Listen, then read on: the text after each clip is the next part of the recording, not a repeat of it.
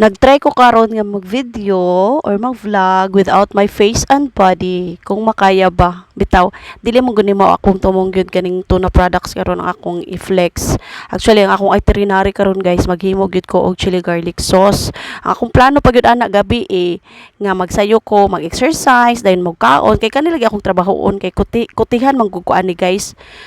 Pero de gyud nako masukod ang ako din ako kontrolado akong oras kay basta si busing na gani ang akong kauban automatic din na lakaw gyud na mo nang nalangan na hinuan na after na ko pagkahapon.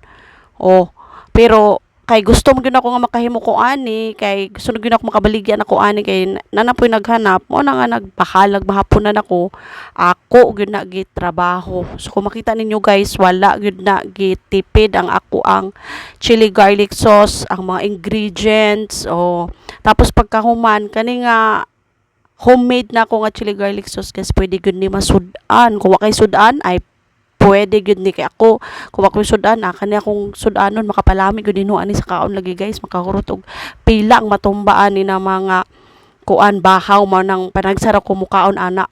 Pagkahuman nag-sealed na dayon ko. The finished product is kana na dayon. Di ba pamalit na dayon mo.